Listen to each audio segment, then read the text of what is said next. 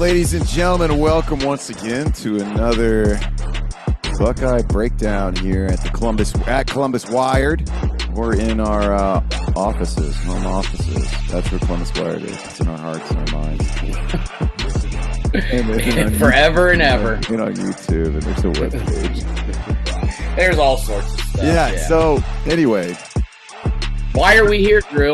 Well, we're here to announce that we're done podcasting because the Buckeyes lost to Oregon, and this is it. We're not covering them anymore. Yep. And they lose by a point at the end of the game, and a game that many people say were a great game because we're on the other side of it. We're done. I can't handle losing anymore as a fan / podcaster / journalist. So I'm done with it. We're just here to make that announcement. Yep. Okay. All right. Thanks for joining us, everybody. Have a great rest of your Sunday. I feel like that's how a lot of people are handling it. Yeah, right? Yeah, just all right. We're done. We're out. We're here to cover the game from last night. It was late game for the Midwest. It was an afternoon game in Oregon. The Buckeyes went out to Oregon and they didn't look like themselves. They didn't get it done. Denzel Burke got embarrassed multiple times. Did not look like BIA, as he loves to talk about. Will Howard actually looked pretty good most of the game until the very end with his poor clock management skills. Just poor clock management skills on the part of our coaching even. We didn't see much with the run game. We didn't really see. I mean, I felt like Travion had a better game than Judkins. No, you don't feel that he had a way better game. He had a better game. Yeah. Yeah. But it just felt, everything kind of felt off from the start. I mean, everybody is kind of like, we should have won that game by like 20 points. Like there were a lot of missed opportunities. So, besides that, what is he being called? John Ryan Day Cooper Jr. Cooper 2.0. Because he can't win the big game. Cooper 2.0. Which I've got an argument against that, but we'll get into that here. I'm trying to think what else I heard. Our defense is overrated. That I will not argue with. The defensive line didn't get any sacks. There wasn't a ton of pressure. We just blown coverages. I mean, they looked sloppy. They looked very sloppy. So another side note we were talking about before we recorded, teams in the Big Ten traveling 2 time zones or more are 2 and 10. And that's interestingly enough, Oregon's making their first across the country trip, and they make 3 of them against Purdue next week. And then they got to go, then they have Illinois at home, then they go to Michigan, then they have Maryland at home, and then they go to Wisconsin, and then they have Washington at home. So, they could very easily go undefeated with that schedule. Yeah, it's looking a lot more promising. I mean, that was they still got the Rodents. Did you mention them? Is that they go to Michigan, which is going to be a tough place for them to play. Yeah. That's probably right now, I would say, honestly, I think that's the last test for them. They don't have Penn State, I don't believe. Nope. Yeah. No. So, the Rodents in the big house, even though, they are not looking rodent-esque as we've seen the last 3 seasons. But just like we've seen, USC's a very different team at home than on the road. Yeah. When they have to make that cross flight. Obviously, I mean, the Buckeyes didn't look like themselves. And I don't know if it was the long trip. I mean, I feel like if you're going to call yourself the best team and you're trying to win a national championship, like you should be able to travel. But I mean, this is college football now. This is the new Big Ten. Yep. So what were your kind of takeaways watching the game? So I think you watched it more. I was at a bar and people, and I did not watch it as intently as I feel like I probably should have. Yeah. but I was really getting into it, and I mean, it was a fun game. If we win that game yesterday, everyone's like, "Oh, we pulled it out. We got to do better." But since we lost, it's the end of the world. It's not the end of the world. I actually ended up watching the game, yes, within the comfort of a home, not my home, but a home, the home of my boy Jeremy Royer and his wife Sherry. Jeremy's son Jacob came over, and we enjoyed some delicious chicken wings, dude. They buy these chicken wings from this place called Mosier's. It's like it's literally in a gas station, but they've got like a little butcher shop in the back. And dude, I'm telling you, they have like the best chicken wing selection. And the way that Sherry makes these chicken wings, dude, they are restaurant quality. Yeah, And I mean, they're just the best. And I brought a bag of potatoes over. So I did some homemade potato skins. We, nice. oh, it was great. It was, love going over and watching some Ohio State football with those folks because the wings, the potato skins, and now Ohio State is 1-1 because this was the second game that I watched. The first one last year was the Notre Dame game, which of course we all remember was a thrilling win for Ohio State in the Was last minute. This obviously was a not so thrilling loss that pretty much, I mean, it was the last minute. My takeaway though is this: the world is not ending, the sky is not falling. As Jeremy and I sat there after the fact and we're, stewing over this and that and this happened and what, coulda, woulda, shoulda. We both agreed that because of the 12-team playoff, this is not the end. no, This is not the end. no, And you even said, Drew, before we started, that this very well could actually be a good loss for yeah, it's Ohio early in the State. season. It's They early lost. in They lost by a point away, and probably one of the hardest places to play now in the Big Ten, which I possibly one understand. of the hardest places to play in the country. I mean, that Yeah, was one thing that we heard during our Wednesday at the Woody zoo. was the fact that Autzen Stadium, Autzen, uh, nicknamed the Zoo because of its design, its acoustics. It's just loud, super loud. The seats are super close there to the field, and it just creates this insane environment for visiting teams to play. It'll be interesting to hear. Uh, we may hear some of this. I mean, I think we're going to hear a lot of questions this upcoming week Well, on Tuesday we have a bye. because of the bye week, Yeah. because Ohio State's not playing a game this weekend. We're going to hear it is going to be solely questions about that Oregon game, Oh yeah. and it's going to be interesting to hear if somebody asks um, if the crowd was a factor in that game. I'd like to hear from at least the coaches, especially the players, to know if the Zoo really lived up to the hype. It seemed like it did, at least on TV, but um, it's not over, folks. I know this sucks, but Drew, as you just pointed out, a 1 point loss on the road in potentially one of, if not the toughest environments to play in college football, a 3-hour time difference, which I don't think that had anything to do with it. I've heard jet lag from a few people, That's and I'm just making like, excuses. I think that's an excuse because, quite frankly, it was still a 4:30 game Pacific time, and it was a 7:30 game, if you will, mentally and physically, as far as the players' internal clocks were concerned.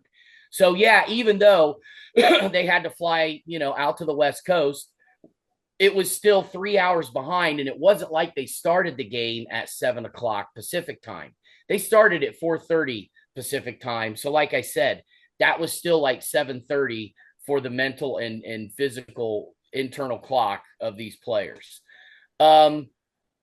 But this very well could be a good loss to reinvigorate this Yeah. team. Because one of the things that we heard, Drew, during our Wednesday at the Woody, Ryan Day said it. a couple of other players said it, that they were practicing that week with an edge. They were practicing with an edge. And I did not see that edge. Yeah, I I did not see that edge. I maybe a felt soft edge. Like it was like maybe a soft. finally it was very filed down and it had pillows on it.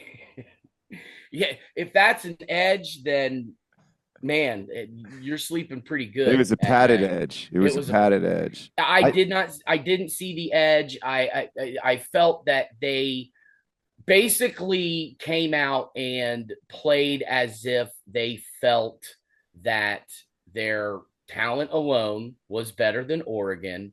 And if that's the case, and they did not play with an edge, then what is it going to take for this football team to truly get up and play with an edge when it matters? and I thought, the nice thing is our schedule, our strength of schedule got way better. Nebraska has one loss, Penn State's undefeated, Purdue stinks, Northwestern stinks, Indiana's undefeated, the Rodents stink. So, but we have Indiana, but it's always a tough game, and Michigan has only one loss in the Big Ten right now, so they're actually yep, still in the thick of things. of course they are. It's Michigan, folks. So it's Yeah, let's but not. Yeah, they had I heard Nick Saban talking about it with the Bama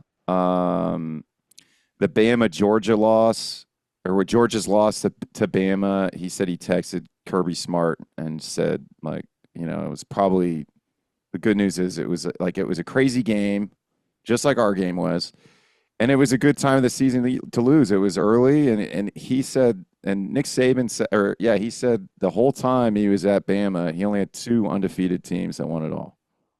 He said yeah, he felt like his best teams were the one-loss teams yeah. because when you're undefeated, it's hard to stay motivated. It's hard to. I mean, there's been so much hype with the Buckeyes, and this is why, like, I didn't want them to be number one because whenever You've said that you, before. you see Yeah, it so many times for some reason, like, and I think it's because the fans, and it is because of like, I mean, Ohio State's good, but it's like when we are undefeated or we don't have our backs against the walls, we I think we get a little bit. I mean, we saw it a lot with the Stroud seasons going into the Michigan game. Like it started to like at this point in the season, it would start to like we would start to kind of lose our edge, and we weren't really blowing teams out the way we should, and then games would be closer than I don't think necessarily should have been that close. And and so I think with this one, it's like going into the thick of it, if let's say we beat Oregon last night and then we get upset by Wisconsin, or then we get upset by Nebraska, or then we go into against Penn State, you know what I mean? And now versus now, where it's like, okay, we got a one loss Nebraska team we can get geared up for. Let's go kick their butt at home. Let's go into Penn State, get the W. That's going to be a tough place to win. Then we get the Rodents and Indiana at home, which Indiana's no joke now with Signetti. So I think this is a nice wake up call. I mean, all the BIA talk and all that other crap that they say, or just how the defense is so hyped, how good our defense is, but it's like, they needed to get it. I mean, what's funny is they got embarrassed in a 1-point loss, but we all feel like they got embarrassed. And I know they feel like they got embarrassed. Denzel Burke definitely feels embarrassed. They just went right at him and he couldn't do anything. And it was like, sorry, go ahead. no, keep going. No, I was going to say, and that to me is on Jim Knowles. When you see that your supposed best corner is getting torched, yeah, because Denzel Burke had potentially the worst game I've ever seen him play, ever. And when your best corner, regardless, is getting torched like that, at what point, and Jeremy and I were talking about this, at what point do you not keep a safety over the top for some help? And he was putting Burke on an island one-on-one, and Burke was failing miserably. So at what point do you not, keep, I know Caleb Downs, he likes to kind of keep them low, play the middle of the field, play the run. Ransom's out there kind of covering the deeper passes. Uh, which, Lathan Ransom has never really been like a deep safety that plays the pass very well. He's more of a run, play the middle of the field safety.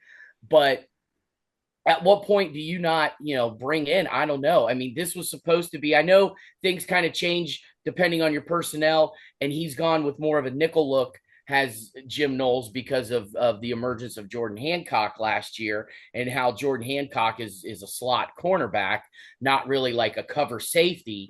But I don't know. At what point do you not, try to give Denzel Burke some help? He needed help last night, and Jim Knowles, as far as I'm concerned, and maybe I missed a couple of plays here and there, but from what I saw, Jim Knowles did not give Denzel Burke any help. It, it And it just seemed like in general the coaching staff was not making very good adjustments. now, did Jim Knowles and Jim Knowles tried to dial up some blitzes. You've talked about this throughout the year. You talked about it last year too.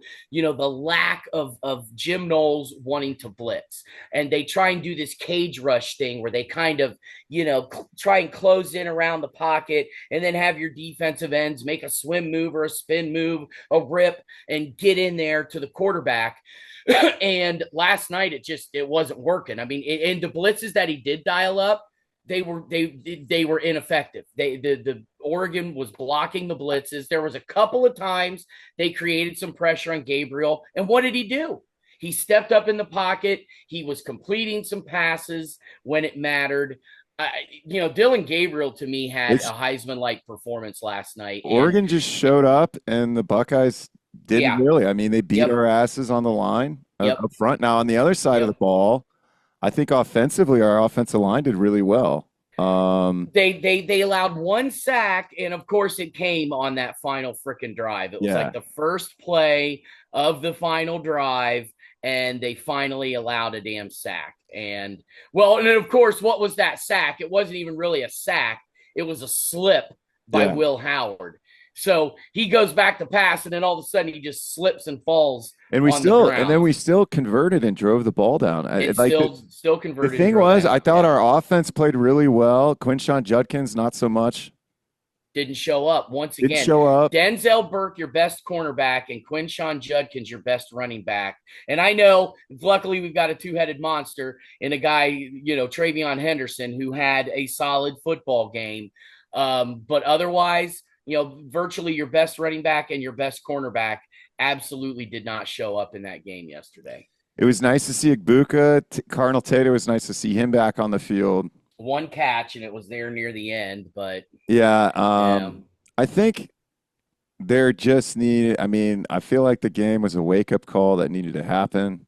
We didn't get exposed, but I mean, there was definitely some expositions going on No, we got personnel exposed in wise. some areas. I think We this we you did. mentioned the defense, and some people out there, defense is overrated. Honestly, I feel the same way. I Yeah, feel the same way. Um, this was supposed to be an elite defense, and if and there's a guy that we both know, Drew, a guy that we both know very well. he said our defense was the best, and Oregon's. Well, no, Oh, not that guy. this guy, I shall keep his name out just for privacy reasons, but he has always said that elite offense trumps elite defense. And to a certain degree, he is correct. I think it's a 50-50 thing, because I think there are times we see elite defenses trumping elite offenses. Last night, Oregon's offense, is it elite? I'm not sure I can go as far as to say they're elite, but they are really, really, really damn good. And they exposed Ohio State's supposed elite defense. Sorry. Yeah, I thought I was just pulling up stats and a stupid ad came in. Yeah, there was. Uh, I just feel that it And the offensive play calling, too, at wasn't times very was good. was a little suspect. The one thing, and I told Jeremy this before the game, and I thought that Chip Kelly was going to initially call like these short route passes, pass to the flat, some screen passes, which he did. And I thought, and Jeremy's like, God. And I just looked at him. I said, dude, I told you. But Chip's setting them up. He's setting them up Second half, he's going to start going deeper. He's going to start hitting some deep shots. And really, that didn't happen.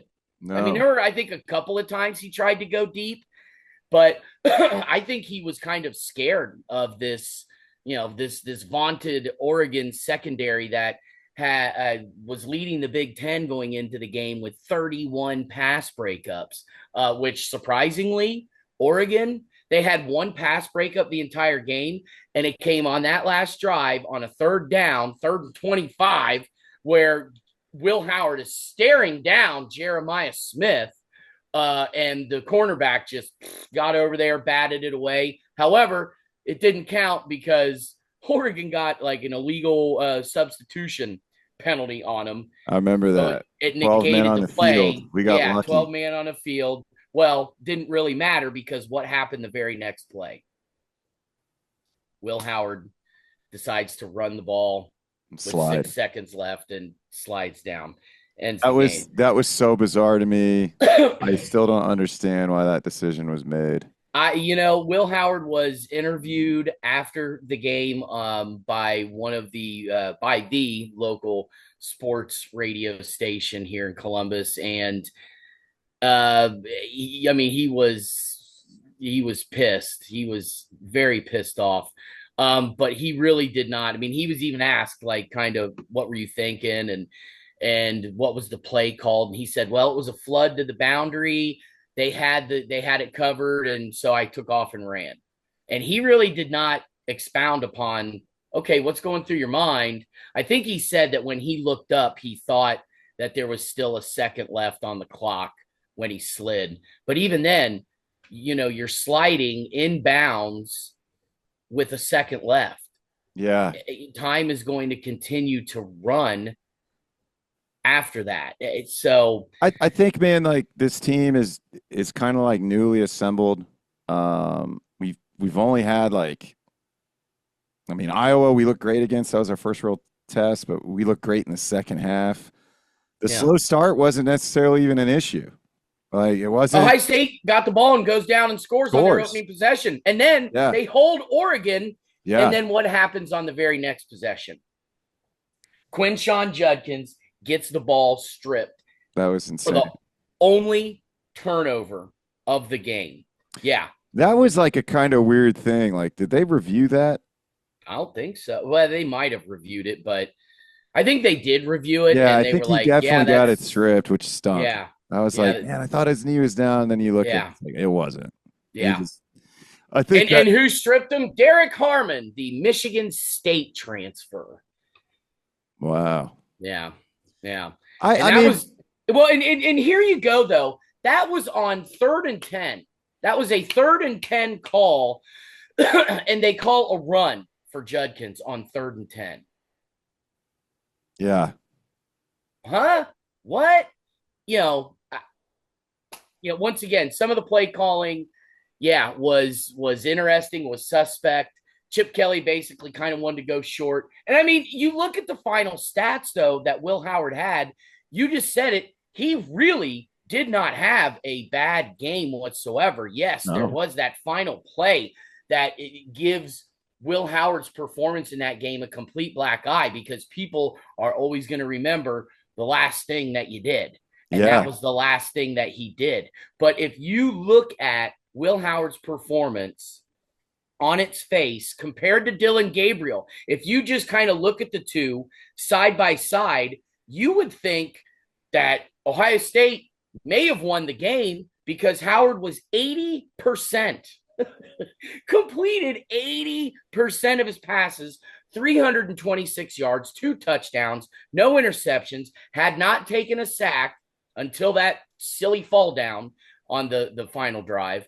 Dylan Gabriel actually completed 68% of his passes, which still ain't bad, for 341 yards. So he had a few more yards, less completion. They both had 2 touchdowns, no interceptions. Of course, Gabriel did not take sack. Gabriel also had what was it, a 27? Let me see here.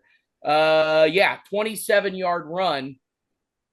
And that was early in the fourth quarter when he had that that 27-yard touchdown run. Now, Will Howard had a touchdown run too, but it was like what a 2-yarder or something like that. Excuse me. So, you know, Will Howard just he played great. He really played great. It was just that last play, and I'm not even putting the loss on him. I mean, there are if people are, and I don't, I think most of the intelligent Buckeye fans out there honestly know that this does not come back to Will Howard because Will Howard played just about as well as you could ask him to play. There were several other factors that went into this. We just talked about it.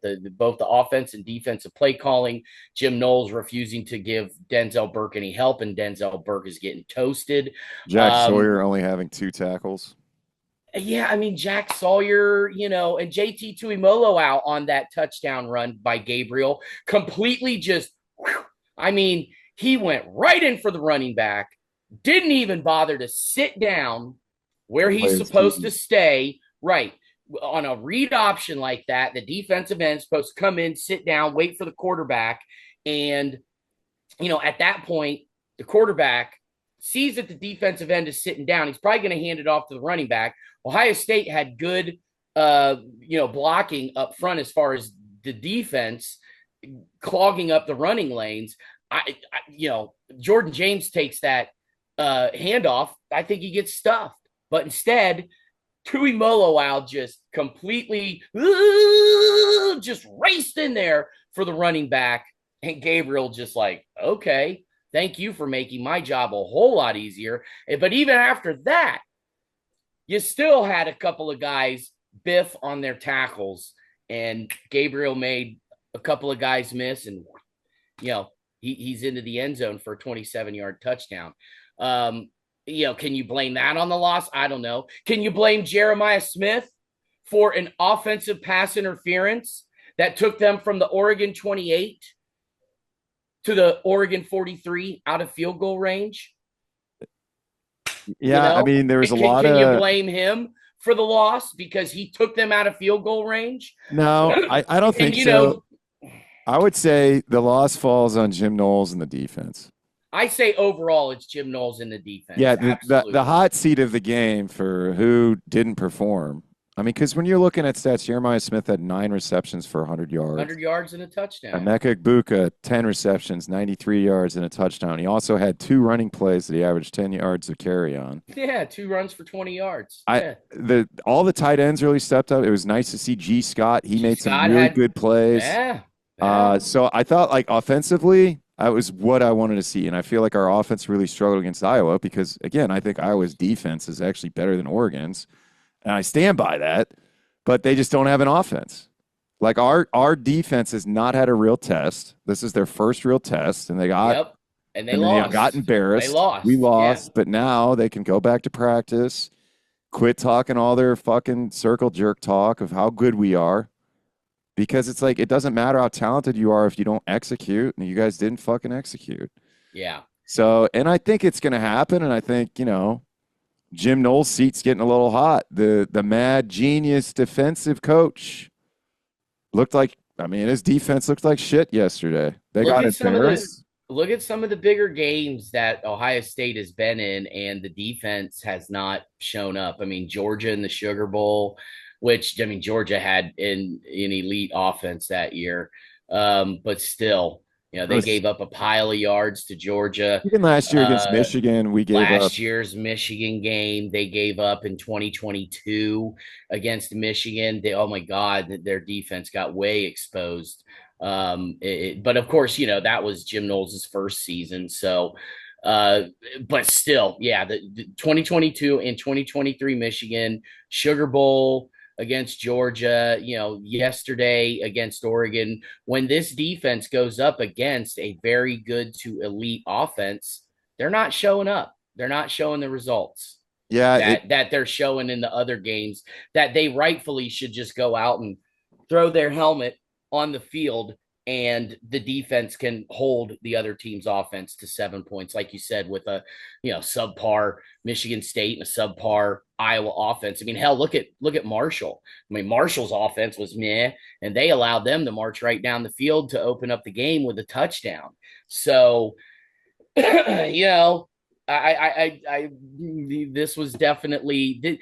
Hopefully, you are correct that this was the kind of loss that Ohio State needs to Go out and beat Nebraska by go 40 out, points. just go out and Just roll dominate a team. to Dominate a the team Big that's Ten good. championship game. They Yeah, have to, and if they don't, then they don't deserve to be there. And I think yeah. that's the nice thing with the new league. Um, we're gonna have big super mega games in mid-season, early season, late season, instead of just that one game. Um, and then you still have the Big Ten championship now, so it's like, which, I mean, if we don't win out, we don't make. I mean, like, because we got undefeated Indiana, undefeated Penn State, undefeated Oregon. Illinois is 5-1. Uh, Nebraska has one loss. There's a lot of one-loss teams right now. Let's see, one, And you mentioned them just a second ago, and you just forgot undefeated Indiana. Indiana. No, I said Indiana. Yeah, I mean, Indiana. We got Indiana at the end of the year, and they're looking pretty good. Let me tell you what, though, we looked over Indiana's schedule here like last week, I believe, or the week before, and we said, hey, they could be 6-0, but after that, their last six games of the season, Yeah, they play Nebraska, they play the Rodents. They've got like at least three, maybe four games that are like, okay, now we're gonna find out for how for real Indiana is. So at the end of the year, I'm not expecting Indiana to be a legit contender for the Big Ten title, but hey, as of right now, you were just saying right before we started that this is, yeah. it's crazy. It's college football is the last several years, and I mean, you could probably say this year in and year out, right? Oh my God, this team, came out and shocked people. They weren't supposed to be this good, and they turn out to be, national champion, like Ohio State in 02. An Arizona State team in 96 that was undefeated going into the Rose Bowl that got beat by Ohio State. But there are always going to be times, I think, that a season gets put on its ear. But yeah, I mean, this year definitely seems kind of wacky.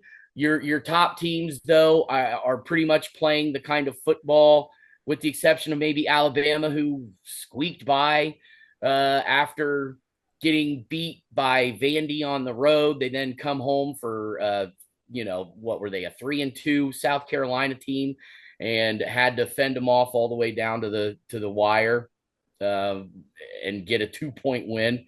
So Alabama, I think, is somewhat of a shell of their former selves, even though they beat Georgia. They beat.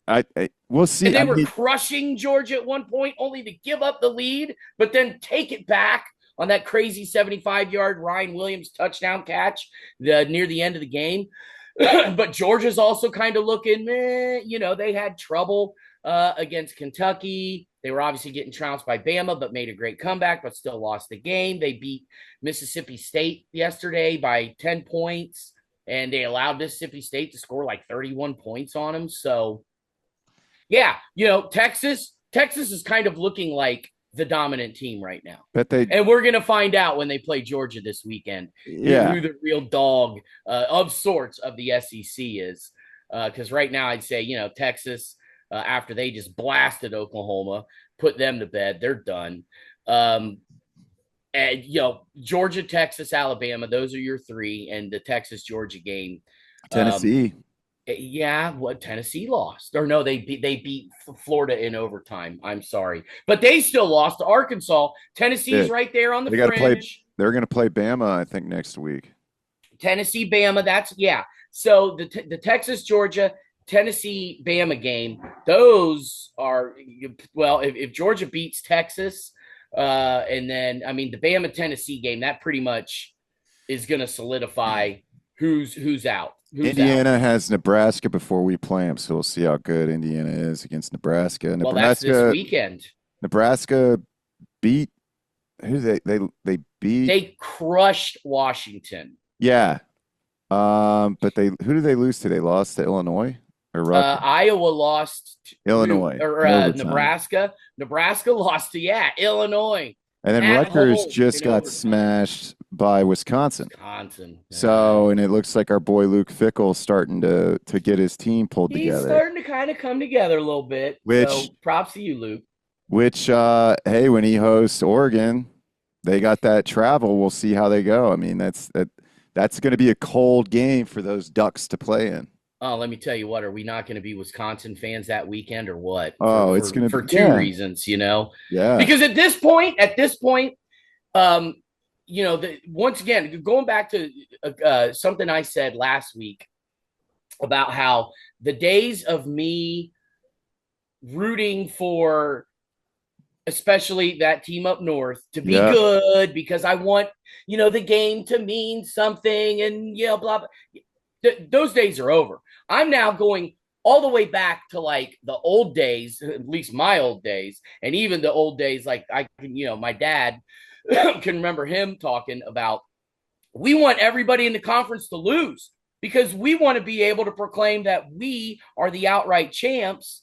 And if everybody else is losing, and let's say Ohio State only has one loss, of course, this was back before you even had a conference championship game. Yeah, that you want everybody to lose. Now I'm back in that boat because yes, even though there is still a conference championship game, it's a little bit different now that there are no divisions. So, but even then, you have a 2 or a 3 loss team that's somehow second in well, a 3 loss team is probably not, especially when even you're talking SEC and Big Ten. I mean, they can all beat up on each other. So We'll who see what knows? happens, man, You could because it's have a going to 2 be loss if a team in three the loss conference team, championship and correct. win. Yeah, you very well could. But nonetheless, you kind of do have to now root for as many teams to get beat so that your potential conference championship game is a little bit easier. So yeah, definitely. I mean, and not only rooting for Wisconsin against Oregon in that regard, like we now have to have Oregon lose some games, but we got to root for our boy Luke. You know what I Boy, mean? Luke Fickle, Yeah. DeSales graduate, 4-time state champion in wrestling. Oh, dude, he was a beast. Beast. I think that's it. I mean, for me, I mean, around the league, we got some big games next week. We can still do another episode next week, obviously. And we can just talk about what happened in the Big Ten, talk about what we've heard. Yeah, we'll have to see if we've got a Wednesday at the Woody. I don't believe we did not have one after the Yeah. Western Michigan game during that bye week. The only interview session that they had was Tuesday afternoon. They always do the Tuesday nooner there at the Woody. And it's Ryan Day and then one of the coordinators and Will Howard. That's typically been their MO on Tuesdays. I'm going to gamble to say we're probably not going to have a Wednesday at the Woody this week. But I don't know. We'll see. I have not received an email from Jerry yet stating as to whether or not a Wednesday at the Woody is going to happen. But obviously, if it does, we shall bring everybody the content and make sure that the technical difficulties don't happen for this Wednesday at the Woody or ever again, like they did this past week leading into yesterday's game.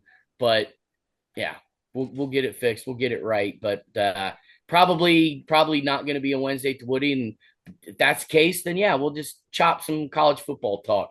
I mean, yeah, we'll have that Texas Georgia game to talk Texas, about. Georgia, We'll and then have Illinois, Nebraska, or Indiana, Nebraska, even to talk yeah, about just in the Big Ten landscape. So yeah, there's still some football to talk about, and yeah, Tennessee, Bama too. You Tennessee, said right? Bama. Yeah, It's a big week yeah, outside of that, outside of no OSU games, and then yeah. hey, real quick, Purdue went into overtime and lost to Against Illinois. Illinois by a single stinking point. I know. So Purdue seems to they seem to be figuring something out. So Maybe they won't. Well, at 1-5, I'm not sure how much they figured out, but the fact that they went into a one loss Illinois, a ranked one loss Illinois, and took them to overtime and lost by a point. Maybe they are figuring a couple of things After out getting blown slowly, out slowly 52 to but 6 by surely. Wisconsin. So I Yeah, think I'm hoping it's a nice, painful loss for the Buckeyes. They get to stew on it for a week. They get to look themselves in the mirror. yeah. I mean, hey, the last national championship. I mean, you just pointed out Nick Saban saying, "Hey, man, some of my best teams actually lost a One game." loss teams. You know, Most of them. He had two undefeated teams. That's it. the last time Ohio State won a national championship, One loss team. they lost to Virginia Tech early in the year. And I think that was a motivator. Plus, you had the master motivator as your head coach. Urban And Meyer. unfortunately, I don't think that Ryan Ryan Day's Day on is that same level. quite that kind of motivator Well, that he's Urban got the Meyer rest of the was. season to But, to beat off the name John Cooper Jr. Cooper 2.0, or that he can't win the big game. and real quick, okay, yeah, I said I was going to get to that. Let me argue against that just slightly. I get it. Michigan 3 years in a row. Okay. No Big Ten championship game 3 years in a row. Lost the Okay. bowl game. His first season, he takes an undefeated Ohio State team into the Fiesta Bowl against Clemson. Lose a Football heartbreaker. game, but they lose. Yeah, kind of on the last play. Ohio State's threatening. C.J. Stroud and Olave get mixed up. Olave goes one way, Stroud throws the other. It was an easy pick to secure the win, but Ohio State starting out that game. I mean, shoulda, woulda, coulda. You Should talking have about won that Justin game. Fields? Oh, did I say CJ Stroud? I Yeah. meant Justin Fields. I'm Yeah. sorry. Thank you for correcting me. Yes, Justin Fields. But yeah, the confusion, the pick was thrown. They had their opportunities though to win that game. It went sideways. They didn't win. So there you go. There's a big game loss for Ryan Day. Next year he comes back though, and what's he do? He finally gets revenge on Clemson, and not only wins, Kick their ass. gets Blew them out. finally a win over an SE or a win over Clemson, but does it in huge fashion in a 3-touchdown victory. However, he follows it up by getting trounced by Alabama in the national championship game. So there's, big game number 2. The Sugar Bowl in 2022 couldn't win. Yesterday's game against Oregon. You want to go back to even the Cotton Bowl against Missouri. There were other issues kind of going into the reason that they lost. I mean, Kyle McCord transfers, then your Jim Knowles' second defense stringer, really looked good, Devin though. Brown, gets hurt. And actually, Ohio State's defense played great football in that game for 3 quarters, but they were on the field so damn long because their offense was pathetic that the defense was just worn out by the 4th quarter and ends up giving up 2 touchdowns to lose 14-3. But they did look good in that game. But I get the narrative that Ryan Day can't win the big game. But once again, I will go back to the Sugar Bowl against Clemson. I go to the Rose Bowl every time against Utah. Ohio State had to scrap and fight and claw their way back to that win in the second half. I mean, they were down by 2 touchdowns, and Utah was just looking unstoppable. But C.J. Stroud and Jackson Smith and Jigba had the single greatest game, at least passing wise and receiving wise, in Ohio State history. There's that game, there's Notre Dame, and some people may boo-hoo Penn because State last year. Notre Dame's not Notre Dame. Yeah, look at Penn State in 2022 and last year. I mean, last year that was still like a big Penn State. That was still they were undefeated at the time. Yeah, that was still a big game on paper, the game itself, but still. Look at like the circumstances going into the game. Penn State on the road in 2022, last year at home, an undefeated Penn State. Those were big games. So Ryan Day has been able to win some big games. It's not like he has completely dropped the ball and lost every single big game that he's coached in.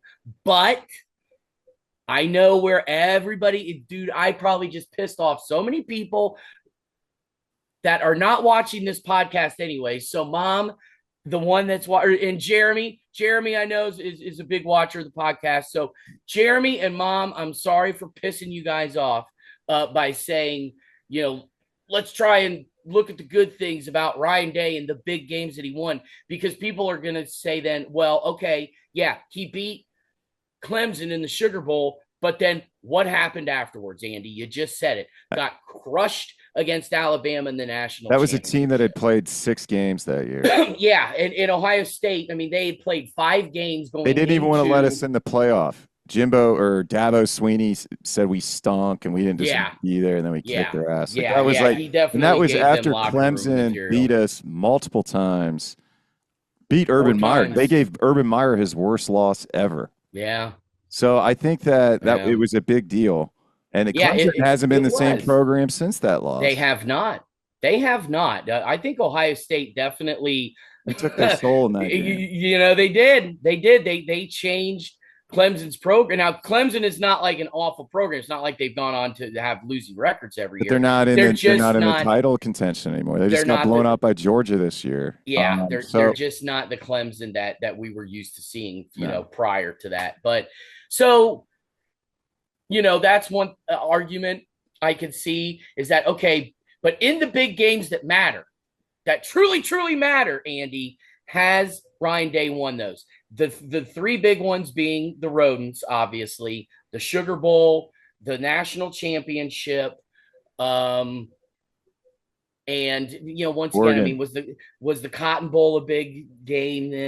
Ryan Day is 0-2 against Oregon, and there you go, and Oregon 3 years ago. 2021 when they came into the shoe, and then yesterday. So I would say that that's at least 7 big games, probably compared to what? And actually 8. Your Fiesta Bowl loss to Clemson that you should have won. National championship, Michigan, Missouri Cotton Bowl, Oregon twice. So that is 8 big games, I would say, that Ryan Day has lost, compared to, we just said Sugar Bowl, Clemson. I forgot Sugar Bowl, Georgia. Hold on. All right, I'm starting to get confused. Hang with me, folks. Let's count these up. Fiesta Bowl, Clemson in 2019. National Championship, Alabama in 2020. Oregon at home, 2021. Then Michigan on the road that same year. Then 2022, Michigan at home, getting stomped. The Sugar Bowl then against Georgia. Those were 2022. And then last year, you've got Michigan, Missouri, and then you want to now include Oregon. So that's like 9 losses. 9 losses in what I would consider, and I think everybody else would consider, huge games, compared to a Sugar Bowl win over Clemson in 2020, 2021, the Rose Bowl, 2022, that road game against Penn State, I would say, was a pretty big game. 2023, the home game, like you said, against Penn State being an undefeated matchup. The two Notre Dame wins, the one on the road last year and the home opener in 2022. So there's 6. So, I mean, as far as, just kind of on its face without really going back and looking at like records and 6 and things 10. of that nature, he's 6 and 9 in big games. Versus Cooper, who was I think he won 2 big games.